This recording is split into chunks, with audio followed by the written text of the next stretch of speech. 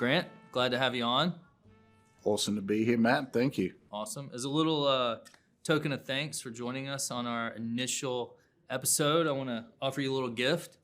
Got a couple of things in here. Oh, exciting.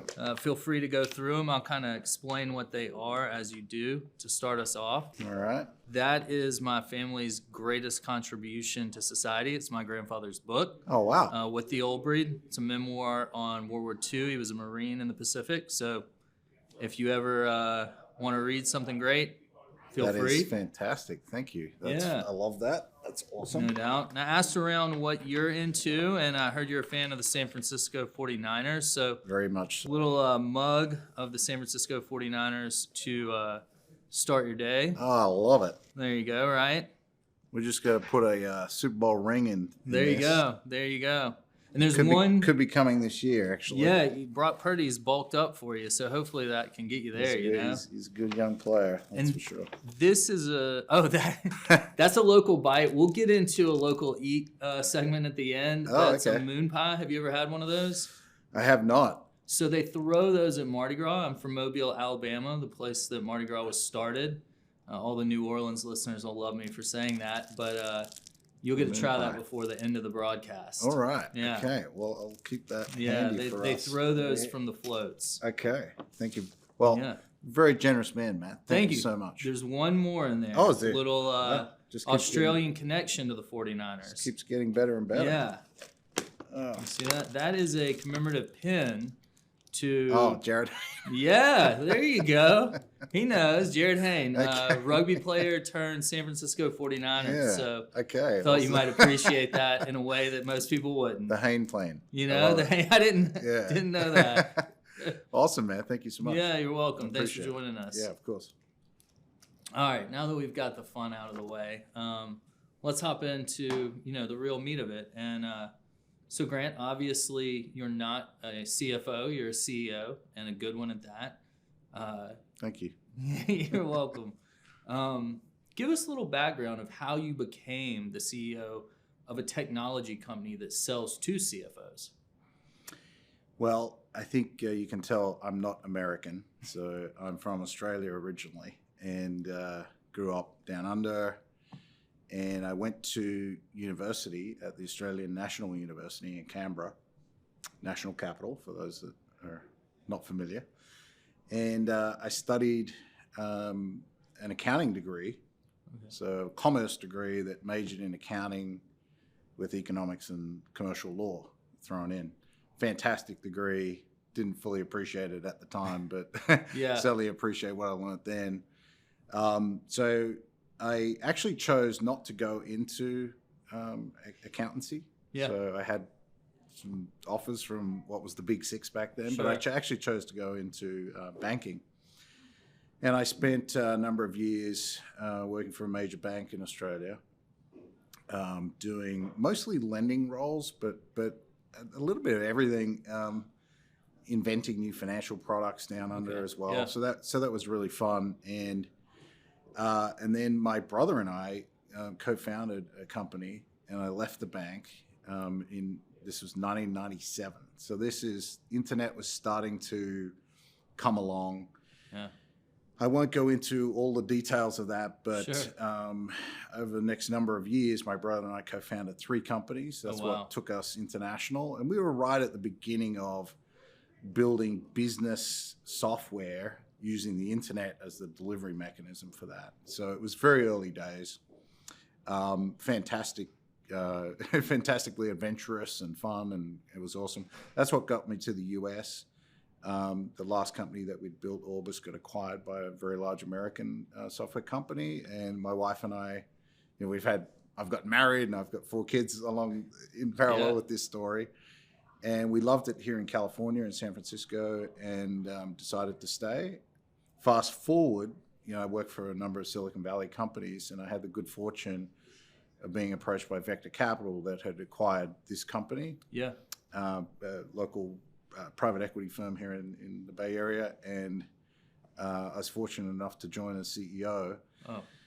So what I love about this, there's many, many things I love about this company, but just bridging it back to my early studies and my early career, I really like numbers.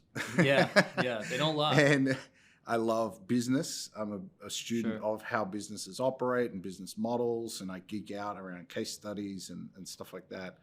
So this is the perfect job from a category perspective for software, because Sure. obviously we're helping all types of businesses drive better financial performance. Yeah. So it really kind of speaks to my passion for that. And then what makes it even greater is the fact that this is such an awesome company. The culture we have here is amazing. So I couldn't be happier about the intersection of all those things. That's great to hear. And I love that you have an accounting degree or studied in accounting, and we're also in banking. We may come back to that. I was in banking at one point too, so Okay, yeah. it's an interesting industry to Saw be the in. light. Yes, I enjoyed my time there, but yeah, I really do enjoy my time at companies in software for sure. So I'm starting to hear the Alabama coming out. It comes out a little, Yeah, you know. that's good. So that's great. And as the CEO of an organization, you're really trying to guide that company towards success. You know, in the biggest financial metric that any company can be measured on is that financial success. And given what Planful does, who you sell to, you must collaborate with your CFO, Dan Fletcher, often. Can you give us a little insight into what that relationship's like, how you collaborate, and what you really rely on Dan for? Yeah, we have a great relationship, and I think it begins with a shared understanding of what creates enterprise value, company value. So Dan and I together have a really mutually strong understanding of the different metrics and how they will drive value. And so that actually makes our relationship less frictional, because we're not debating whether something is materially important to creating value for the company. Second, we're extremely numbers driven here at Planful. We have so much data for every part of our business. We've spent many years instrumenting all the different parts of our business. And like, I alluded to earlier, I'm very comfortable in numbers. Yeah. So I think for a CFO, CEO relationship, having both folks that are very comfortable in numbers makes the relationship easier as well, right? Yeah. So Dan and Deirdre's VP Finance and we can spend a lot of time going through, and it's not this laborious process of trying to get the boss to really understand the implications of various things. So we spend a lot of time in operational metrics, commercial metrics that ultimately are leading indicators of financial performance. And obviously, we're comfortable all together inside, financial statements, and I understand what a balance sheet is. So it's really harmonious from that perspective. To add a little bit more of the softer element to it, I've got, I think Dan was probably, maybe entering middle school when I was leaving college. So I got a few years under my belt compared to him. He's a super talented guy, and so how I can help him is, I try to mentor and coach him around, various things from time to time that are kind of helpful for him as he's progressing in his career. Overall, and we have a lot of common interests as well. We both like sports. Sure. He's a family man. He's got younger kids than me, so occasionally I can give him a little dad advice here and there. So it mostly very harmonious. And there are times where we won't be on the same page, and we'll sit down and we'll talk it through, and we always exit that conversation on the same page. So that's good. Yeah, I think being able to speak that common language of numbers has got to help, and then him having the ability to dissent and you be respectful of it, that's really an awesome dynamic. Kind of going along those lines, talking to CFOs that may not have a CEO that's as versed in the numbers as you, any advice you would give them, and just in general CFOs that may be wondering, how to maybe better ingrain themselves or communicate with their CEOs in general? Well, I think communication is actually the most critical thing. Often I will ask CFOs. I've had this discussion actually recently in a different forum, and the first advice I gave that group was a question. I said, "How well do you know the personality of your CEO? How do they think? How do they feel? You know, what's their inner engine? What really drives them deep down? What are their core values as a person? What are their interests? All those sorts of things. Like, there's the superficial stuff, right? But it's and then most importantly, how does the CEO receive and give information? What are the best mediums for that? Yeah. I'll give you a practical example. So I like to receive information in the bigger picture first, and then chunk down into detail, right? I don't like to start in the detail. You'll get lost in them. It doesn't work for me. Yeah. You know, I've just been in a sales meeting and then gone to a customer meeting, and then I've gone to an R&D meeting and then a legal meeting. And if each one of those meetings where you're just switching from topic to topic, it's just straight into detail, it's very hard for a CEO to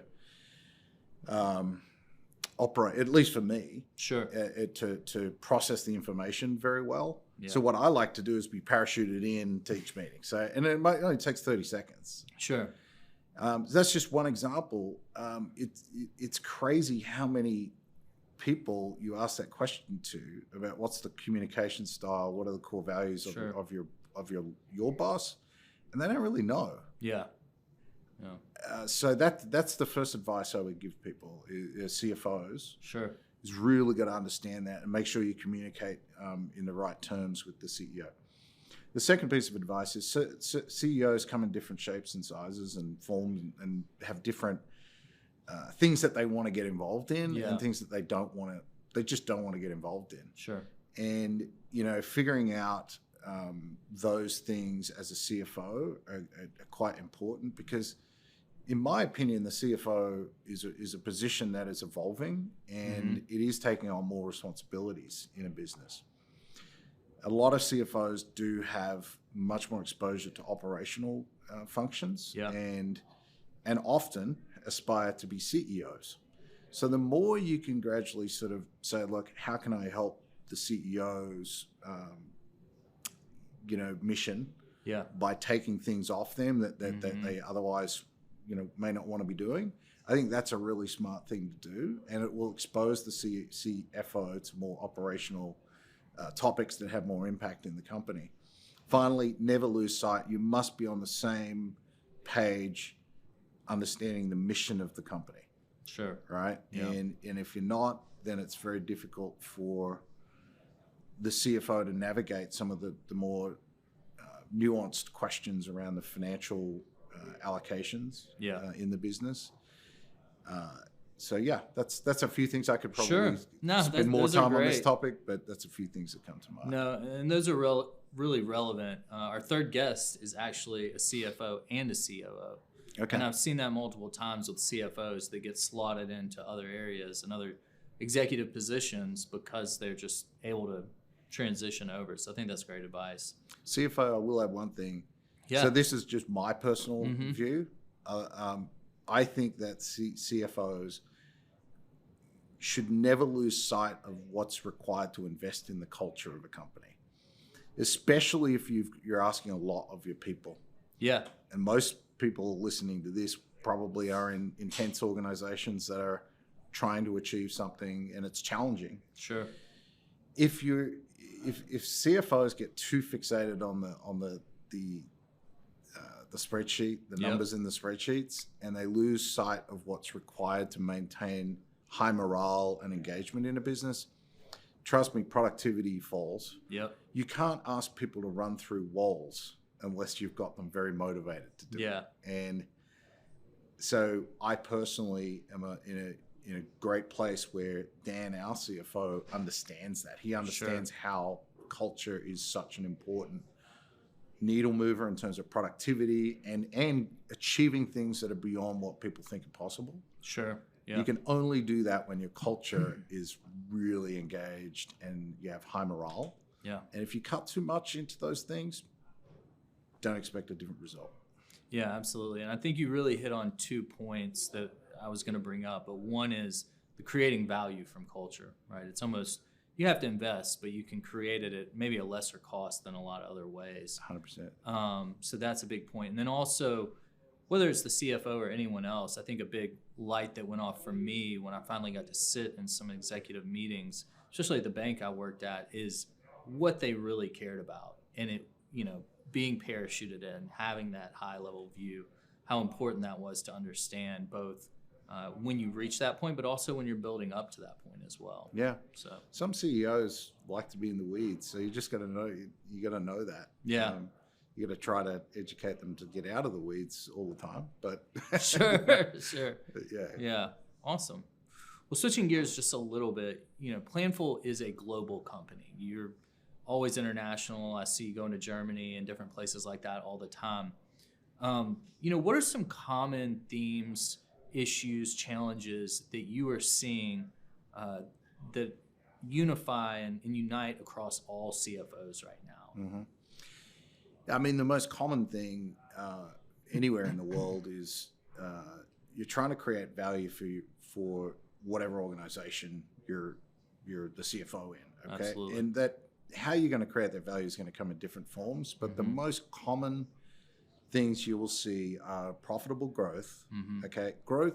The markets reward growth, top line growth, historically more so than profit. Right? Yeah. Now, depending on where you're at, if you're a giant company and you can only grow 2% a year, then earnings growth is going to be important, right? But Sure. By and large, the world we live in, most of our customers will say profitable growth is important to them. Okay. Sure. Now that's become a little bit more complicated by increases in interest rates in the last year or two, and so all of a sudden the amount of servicing of debt has gone up. Sure. So productivity is more important than ever. Yeah. Okay. So how do we continue to drive the profitable growth we want, but we have to control our cost? Sure. One of the largest costs, of course, is the human resources of the company. Human capital. So those are the common themes. I think where we're seeing it from, financial performance management software, right? The reason why companies all over the world are deploying this software, and a lot of them are deploying our software, is because regardless of the conditions that they're operating in, they have to drive more productivity for the company. Sure. It's all about being data driven and having the right financial data in the right form, in the right hands at the right time is the most critical thing for them. The Office of CFO themselves, are largely seen as a cost center, right? Yeah. They're not selling revenue or anything. So it behooves CFOs to always be looking at how they drive more productivity inside their finance and accounting groups. Sure. And that, frankly, is it's about technology. Yeah. So we're seeing very rapid modernization of these back office functions. I liken it to the golden age of CFO tech. Okay. If you look at the turn of, say, just go back to the early 2000s, you started to see software as a service emerge, business software coming along. A lot of that was centered around, sales, marketing, technology, a little bit HR, but a lot of it was about digitization of customer engagement, and then how do we instrument that and manage those processes digitally inside our companies. Trillions of dollars of investment went into that. You're now seeing a huge investment, perhaps not at the same level, but similar sort of change in magnitude in the back office side of things. Yeah.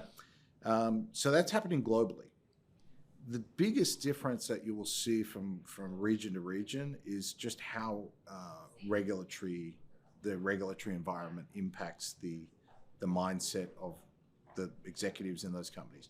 So in Europe, for example, regulatory issues tend to have a much more prominent impact and a much more prominent in the minds of executives such as the CFO. Like ESG and things of that nature. And just, there's a lot of, Brexit caused a lot of systems to have to change, and while they have time to do it, there's a lot more of these government and regulatory driven changes. Sure. More so than say there are here in the USA, for example. So there's nuances in terms of what's driving them to want to do these things, but the common theme is that there are, investment into these areas is accelerated pretty dramatically. Absolutely. Man, that's great to hear, and it'll be interesting to see if ESG really impacts the U.S. going forward and how that takes shape. Well, before we really wrap up today, I've got to touch on this and kind of switching gears again.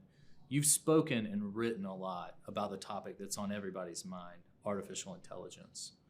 The Office of Finance and the CFO, traditionally, stigma that's true or not, has been conservative or slow to adopt these new technologies. How do you actually see AI helping the Office of CFOs in 2024? And then moving forward, 2025 and beyond, how do you see AI and other emerging technologies really helping the Office of CFO? Well, I think it's been helping already for quite a few years. I mean, so we've been on our AI journey for 3 or 4 years now, and that's bringing a lot of machine learning capabilities and true AI capabilities to operational automation. So how do you process a lot of repetitive tasks when you're running these processes? But also then bringing more rigor to predictive capabilities, and it's very complicated in financial forecasting. Financial projections are very complicated. Not only are you dealing with very large data sets of financial data, but a lot of these are calculated values. So not to get too much into the weeds here, but there is a lot of nuances with financial data that generic AI and ML models can't really work with financial data very well. So we've had to figure a lot of that stuff out, and we're coming on version 4 of our Predict suite of capabilities. Okay, so then last year, late in 23, the zeitgeist was all about open AI and generative AI, and you've now seen massive investments going into companies, not only the companies that are doing these large language models, which are really at the sort of foundational level of creating much more intelligent AIs and eventually super intelligence, right? But also massive investments into the machine, the silicon level capabilities, so GPUs and whatnot. So this level, when you're talking trillions of dollars of investment going into something, it's now an immutable force. So AI, whether you like it or not, it is coming. It's there in so many parts of our life, our phones and our Alexas at home and our Google Home and our Apple home devices are all got large amounts of AI that are embedded in them and empowering them. So as it pertains to the future here in Office of Finance, I think it is going to be radically transformative. And I can't underscore this enough. I know there's been a lot of hype, and a lot of people are rightly skeptical about the hype. But the key here to understand is it does work. And the amount of investment that companies like Planful are making behind it on behalf of our clients is it's so advanced, and there's so much work that we're doing on this that the customers are going to be in very good hands because the vendors know what they're doing. We have the data sets. We understand how these processes already run. So bringing the AI to those processes are things that we're solving, and it's going to be massively transformative. You're going to see huge productivity gains. Huge. In 10 years' time, you're going to need a lot less, relatively, a lot less, administrative resources doing a lot of this stuff. Accuracy is going to continue to go upward. So I think it's going to be huge. And I think you bring up a lot of good points. And in particular, I think AI is really going to be a tool. and you need to learn how to leverage it. And we had some interns this summer at Planful, and what I noticed when you talk to them about their experience at whatever college or university they were at is how much they were being educated to really leverage that tool and create more productivity with it. So I found that really interesting. It motivated me because you feel the heat on your heels. I like all the kids coming out of colleges in this next wave are all going to be very high up on the new AI technologies. And that's actually a very good point for the audience is to, if you're looking to put a little adrenaline shot into the kind of operating level of your company, hiring those folks out of college that have really lent in to learn the AI, have done that during the internships. I've just found that to reference your experience with the interns, they don't know what they don't know. So they come in with this, they come in with this completely open mind. They have zero skepticism. They're excited. It's amazing what it can do. Yeah. And so when they see it start to work, and they're learning about fine tuning and all this stuff, like it's really awesome to watch it happen. Yeah. And frankly, if you've been in your career for a while, we have institutionalized and sort of ways of doing things, and we're conditioned to only understand a sort of certain set of possibilities. Right. These younger folks don't have any of those limitations. No, they don't have those constraints. So they're coming in and they're seeing this technology. We're really excited about what it's doing for our company. We're not only doing a lot of work in AI in our own products, but across our whole company. Yeah. And it's a journey. But Sure. It's one that's very exciting, and it's going to be hugely beneficial for our customers and for us. Yeah, that's awesome to hear. To relate that, I was in banking, like I said before, and my transition from banking was straight into software. I was an implementation and then solution consultant, and now here I am with you. What advice would you give, especially when I contrast my experience in banking versus software companies? Banking is a more traditional, ingrained, slower to move ship, as we may say, culturally and practice-wise, than maybe a software company. Software companies, I think, just kind of lend themselves to being progressive and adopting new technologies.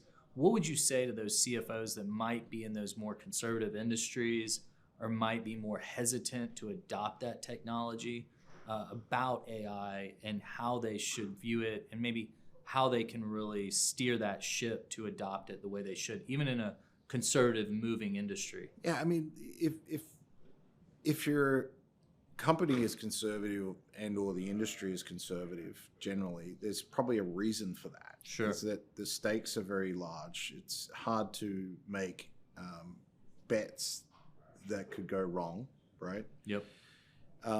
So I think in all situations where you've got those sorts of conditions, whether it's cultural or what, you have to just crawl, walk, run. Yeah. Take it step by step, have an experimental mindset, make small experiments. And so, I'm sure there's a lot of companies out there that are starting to experiment in various parts, various processes, various functions. There's a lot of literature out there from consulting organizations and whatnot that have published kind of generic roadmaps or ways to think about this. Sure. So I subscribe to that experimental, test and learn type approach. I think the worst thing you can do is do nothing. Yeah. And so the executive team needs to make it clear to people, hey, we need to go on the journey here. AI is coming for the betterment of all industry, I think. Absolutely. It's coming, it's here, and we need to make sure that we're playing our part in all of that. So I would just say experiment, make the bets small, but have really good people on them. Sure. And then back to our point before is, if you don't have the people inside the organization that have got the will, the desire to want to do that, sure, bring in some new folks. Yeah. These digital natives that are just born into the stuff they don't know. They're not burdened by the things of the past scars. So bring them in and empower them to run those experiments Sure. under good supervision. get the learnings, and then see how that can evolve into a broader roadmap. So it's not only in terms of your own business processes, but it's also what you're going to do with the interface to your customers, whether it's through your products, it's how your salespeople show up, it's how people process orders with your organization. You're looking at your software vendors and your supply chain and your financial planning, reporting areas. What are you guys doing for us? Sure. If you're unsure, really lean on your vendors, because they're the ones that ought to have a lot of motivation to invest in this area. Nice. That's great advice. And kind of building off of that, and I know we've established the wave of AI is here. The technology is not going anywhere. We all see it everywhere. And when I landed in San Francisco, I think every billboard, I think, was a different type of AI specialized for a different type of use or company. And we both, maybe at different points in our life, remember the .com era. Is there any parallels to that you would take? Is it similar, or is it a totally new experience and you don't see AI going the same way that happened? I don't think they're similar in this sense. The .com boom was the natural kind of predicates, the foundational things that were required to make this dramatic transformation into the .com world just didn't exist. You didn't have ubiquitous fast Wi-Fi. You didn't have fast broadband, largely, for quite a few years. The mobile phone, wasn't really, well, it was around, but smartphones. Not smartphones, January 2007, when Apple brought out the iPhone. So you didn't have Amazon back then. When I started my first company, there was no such thing as LinkedIn. We were going through the yellow pages and calling, reception desks of companies, and there were no databases of names.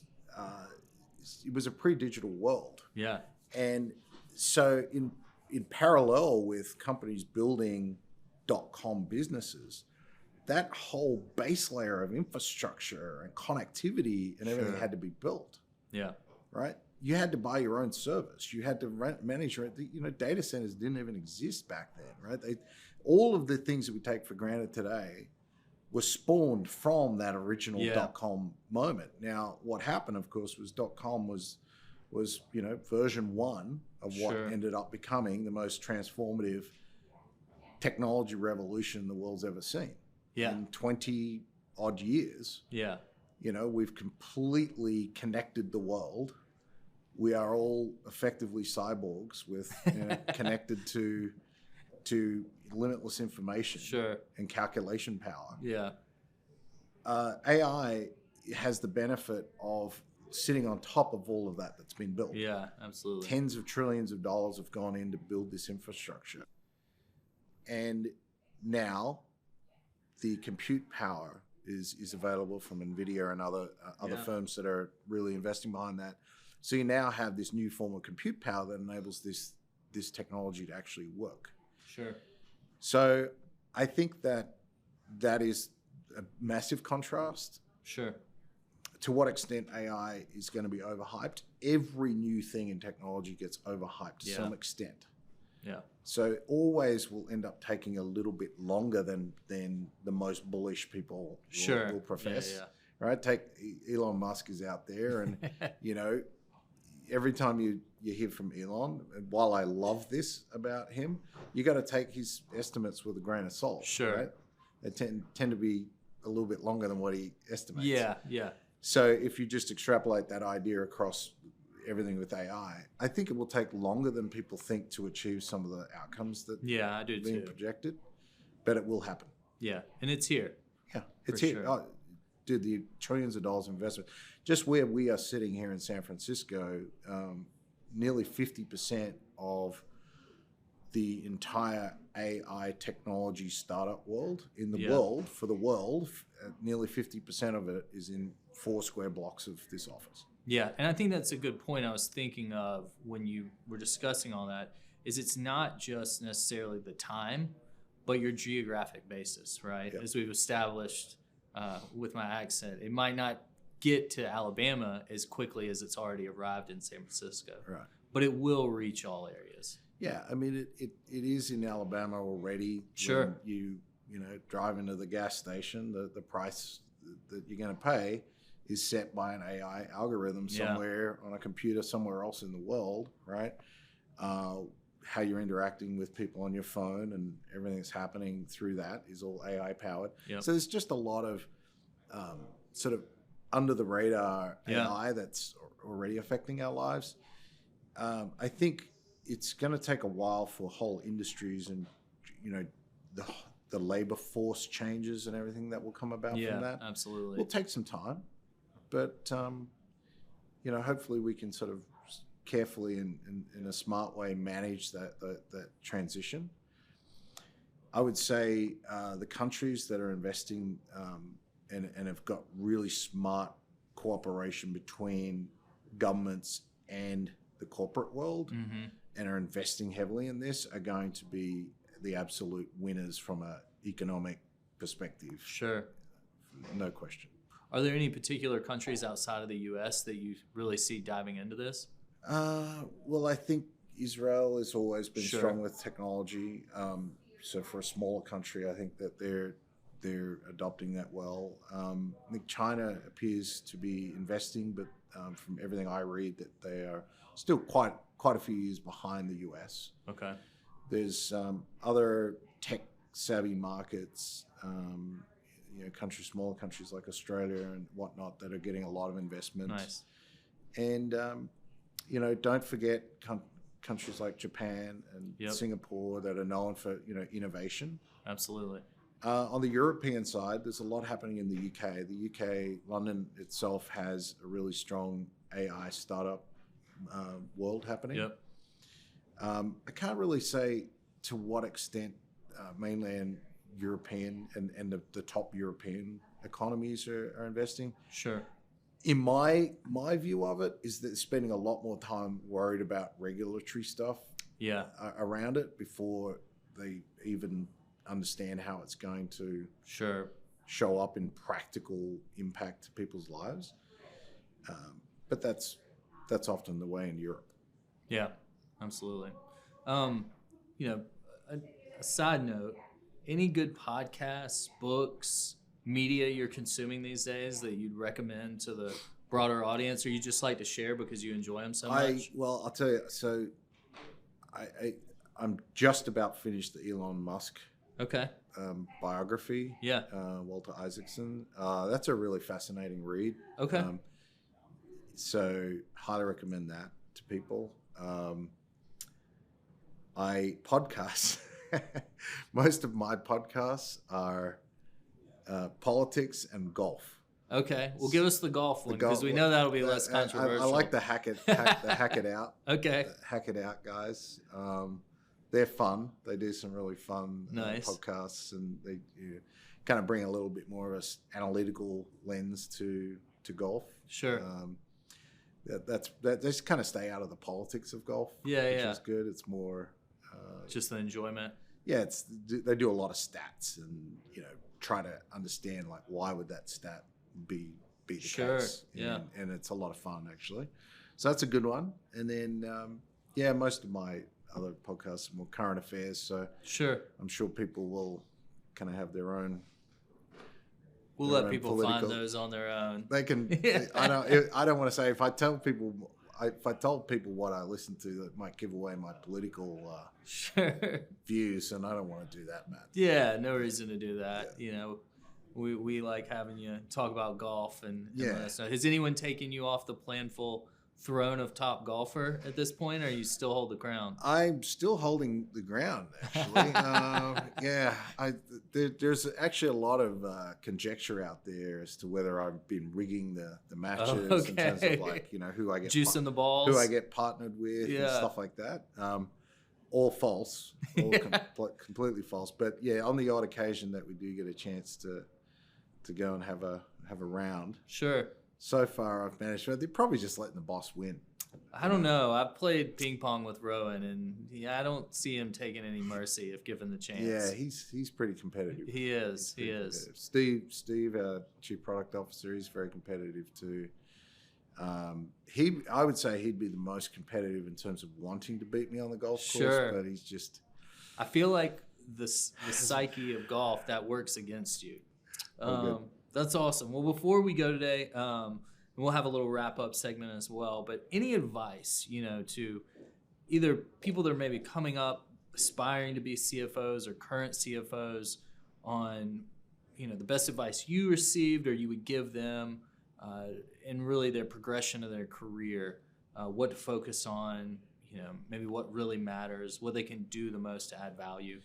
I think, if somebody's at the point where they're on a track to being a CFO, or they think they are, right? Sure. And they aspire to that. It means that they're really good at their job. It means that they've been successful and they've been extremely reliable. A lot of the span of control for a CFO, frankly, is about making sure the table stakes are done well. Yeah. Right. Reporting, obviously your accounting and your reporting and all of the accounting and controls that are required. So that's a given. So it's not really going to mean much to people, but I just think it's worthwhile reminding them, like, you don't have the right to get too strategic as a CFO unless those things are working really well. Absolutely. And that requires good technology, like we talked about, the right financial information in the right hands in the right format at the right time.